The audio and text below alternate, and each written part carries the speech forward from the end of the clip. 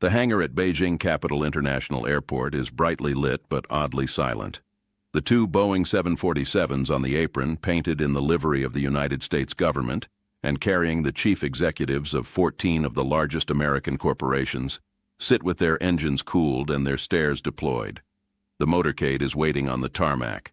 The red carpet is rolled. The Chinese protocol officers are standing at parade rest. The cameras are pointed at the aircraft doors. And nobody is walking down the stairs, not because of weather, not because of a security delay, not because of a diplomatic miscommunication. The American executives are sitting inside those aircraft, on their phones, watching a press conference broadcast from Ottawa that began 9 minutes earlier, and is, at this exact moment, dismantling the entire premise of their visit. A senior trade advisor on board the lead aircraft, a man with 29 years of experience inside American commercial diplomacy across 4 administrations, said something into a satellite phone that no American trade negotiator has ever said on the record before. He said, "We flew here to sign a deal that no longer exists. The Canadians did not block us. They did not protest us. They simply got here first, and they took the chair we were going to sit in. That is the sound of a $60 billion mistake." And it began with a single sentence spoken in the East Room of the White House. The setting was a hastily assembled morning announcement, the kind the administration favored when it wanted to manufacture momentum.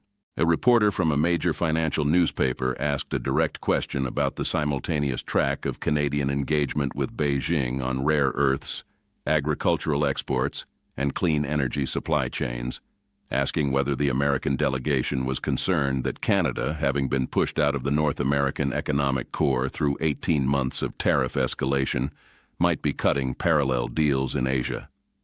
The president's response veered off script almost immediately. He waved the question away. "Canada," he said. "Carney. Look, I like Mark. He's fine. He's okay. But Canada is not a player here. Canada doesn't have what China wants. China wants what America has. They want our technology. They want our soybeans. They want our markets. They want our consumers. They want our airplanes. Canada, frankly, is very overrated in this conversation. Very overrated. They've got some trees. They've got some oil. Big deal. China can get trees anywhere. They can get oil anywhere. They want what we have. So I'm bringing the biggest, the best, the most powerful executives in the world over to Beijing this week, the best CEOs America has ever produced, and we're going to make the biggest deal you've ever seen. Carney can watch on television. Honestly, he should be grateful we let him watch." He went further. "Canada thinks they can negotiate with China without us. They cannot. They have nothing to offer that China cannot get from us, faster, cheaper, and at higher quality. Whatever Carney is doing over there, it's a sideshow. We are the main event. And we'll close this thing by Tuesday. Overrated. Sideshow. Grateful." These were not the words of someone who has ever read a critical mineral supply contract. They were not the words of someone who has ever sat through a 6-hour technical session on lithium hydroxide purity grades, on heavy rare earth separation chemistry, on the specific metallurgical processes that turn raw concentrate into the powders that allow electric vehicle motors to spin, fighter jet radars to function, MRI machines to image, and wind turbine generators to rotate. They were not the words of someone who has ever walked through a refinery in Saguenay, Quebec, or a tailings facility outside Yellowknife, or a processing plant in Trail, British Columbia. They were the words of a man who believed Canada's economy was a postcard. And within 72 hours, the response came. Not 72 days. Not 72 weeks. 72 hours.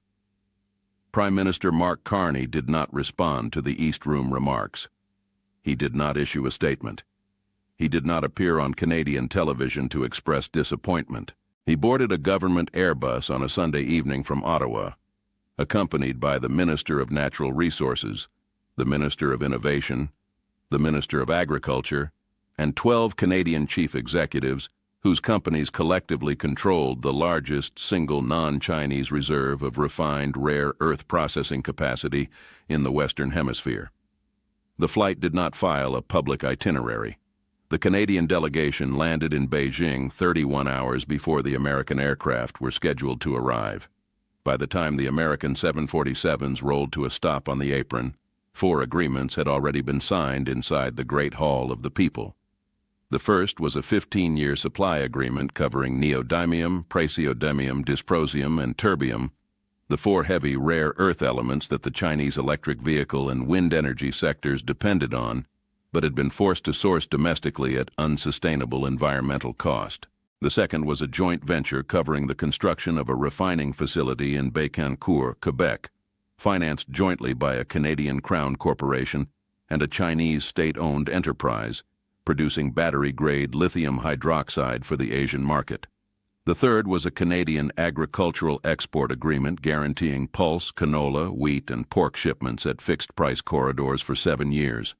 The fourth, and the agreement that broke the American delegation entirely before they had even disembarked, was a memorandum granting Canadian engineering firms preferred bidder status on $22 billion of Chinese clean energy infrastructure projects across central and western China over the next decade. Carney's press conference that morning was delivered in his characteristic flat, technical tone. He stood beside the Chinese premier inside a paneled reception hall. He did not raise his voice. He did not gloat. He read from a single sheet of paper and looked up only twice. He said Canada has spent 18 months being told it is small. We are not small. We are precise.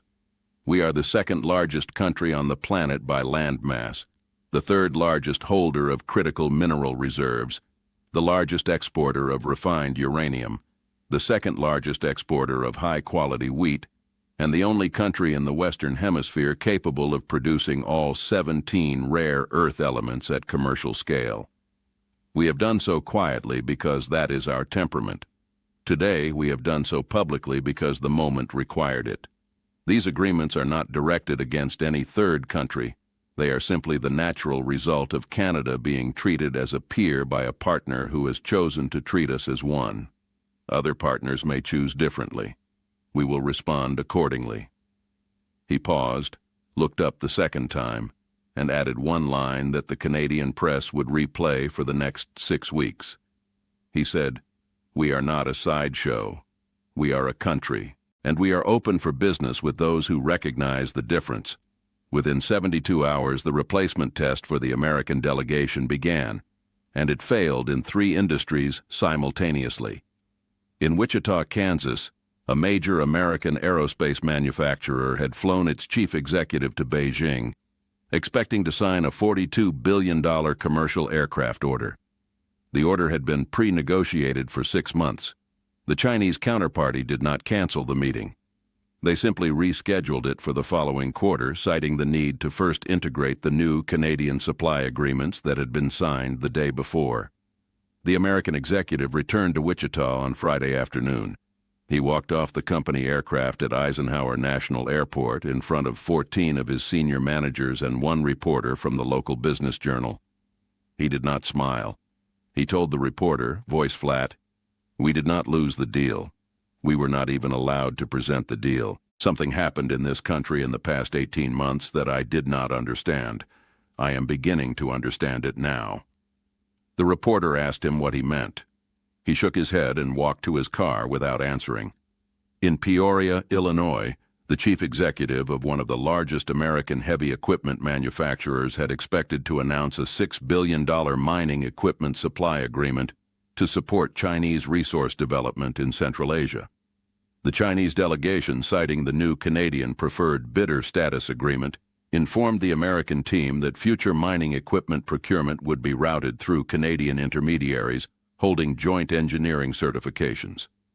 The American executive flew home Sunday. He canceled a planned investor presentation Monday morning. On Tuesday, the company announced a hiring freeze across 2 American manufacturing facilities, affecting an estimated 1,900 workers.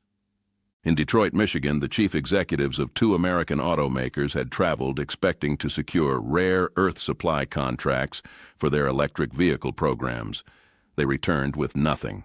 The rare earth supply they needed was now contracted to flow from Chinese refineries to Asian and European customers, with a Canadian processing tier sitting between Chinese mines and the global market. The chief financial officer of one of those automakers, a 30-year veteran of the American auto industry named Steph, stood in front of the company's annual analyst meeting 2 weeks later. She did not read from her prepared script. She set the document on the lectern and spoke without notes. She said, "We have a problem that is not about cars. It is about whether the country we operate in still has the relationships required to build the cars. I cannot guarantee our rare earth supply for the next 4 years at current pricing. I have spent 18 years building this supply chain. I am telling you as plainly as I can that the events of the past month have done damage to it that we did not cause and cannot repair on our own. There is a Canadian phone number I need our government to call. I do not know if our government is willing to call it. I hope they are." The numbers spread quickly, and they told a story no spokesperson could rewrite.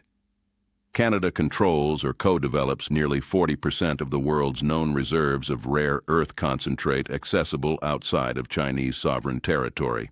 Canadian processing capacity for lithium hydroxide is the second largest in the Western Hemisphere and is on track to be the largest within 4 years under existing capital projects. Canadian uranium fuel rod fabrication supplies 14% of the world's commercial reactor fleet. Canadian potash production accounts for 31% of global supply. Canadian electrical generation, 92% of which is non-emitting, can be exported across an integrated transmission network to either the American market or, increasingly, to industrial consumers in Asia willing to underwrite the construction of liquefied hydrogen and ammonia export terminals on the British Columbia coast. None of this was new. All of it had been visible in trade data for 15 years.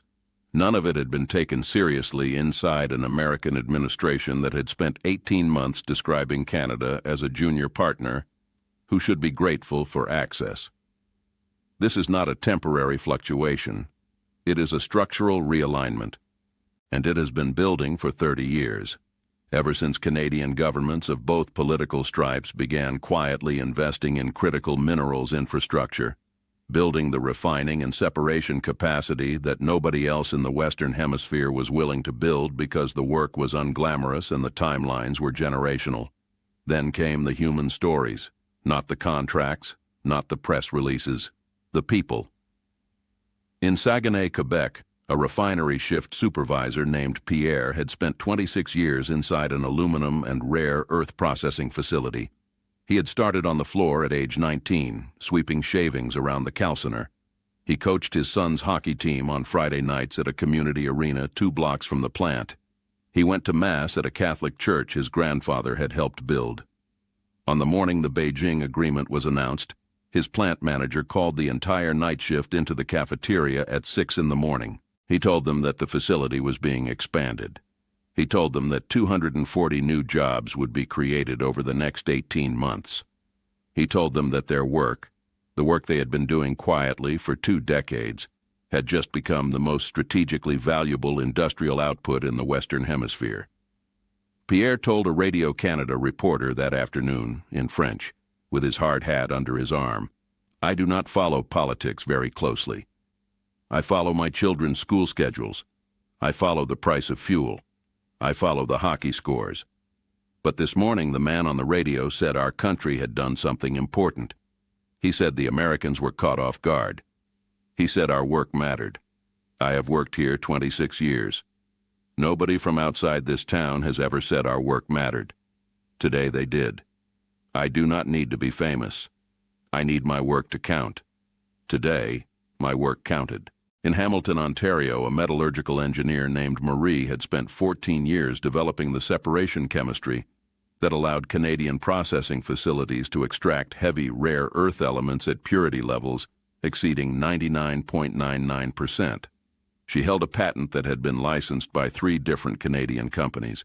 She had been recruited 4 times by American firms offering double her salary and a relocation package. She had turned all 4 offers down. Her reasons were small. Her daughter was in a French immersion school in a neighborhood she liked. Her parents lived 20 minutes away. She walked to a deli on James Street North every Saturday morning for a bagel and a coffee. On the morning of the Beijing announcement, the deli owner, an Italian immigrant who had been in Hamilton for 40 years, refused to let her pay for her order. He said, "You stayed, and you built something." He pointed at the small Canadian flag taped to his cash register. He said, "This is what that means." Marie told a Toronto Star reporter the following week, "He called us a sideshow. I work in a building most people in this city do not even know exists. I do work most people in this country could not describe. I have been offered twice my salary to leave. I stayed because this is home. I am not a sideshow. I am a citizen. There is a difference." The political fractures that followed inside the United States did not come from the opposition. They came from inside the president's own coalition, and they originated in places he had not expected.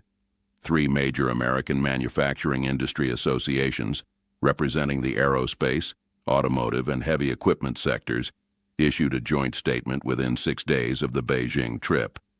The statement did not use the president's name. It did not need to. The statement read, "American industrial competitiveness depends on stable, respectful relationships with our most reliable trading partners. The events of the past month have caused measurable harm to American supply chain security in critical minerals, agricultural exports, and clean energy infrastructure. We urge the administration to immediately restore working diplomatic and commercial channels with the Government of Canada. Skill is not defined by a passport. Reliability is not measured in slogans. Pride has a limit. 4 American governors of states heavily dependent on integrated North American supply chains, 2 Republicans and 2 Democrats, sent a joint letter to the White House requesting emergency restoration of bilateral trade dialogue. One of those governors, a Republican who had endorsed the administration in 2 election cycles, stood on the steps of his state capitol and said into a cluster of microphones, "I have $23 billion of manufacturing investment in my state that depends on cross-border supply with Canada. I did not endorse insulting them. I did not endorse calling them overrated. I am asking the President respectfully and clearly to restore those relationships. My state needs them. America needs them." Calling Canada a sideshow did not make Canada a sideshow. It made us look like we did not understand the room we were sitting in.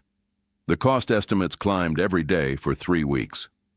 A coalition of American industry analysts projected that the total economic impact of the diverted Chinese commercial agreements, the lost aerospace orders, the canceled heavy equipment contracts, the rerouted rare earth flows, and the disrupted automotive supply commitments would exceed $60 billion over the first 3 years.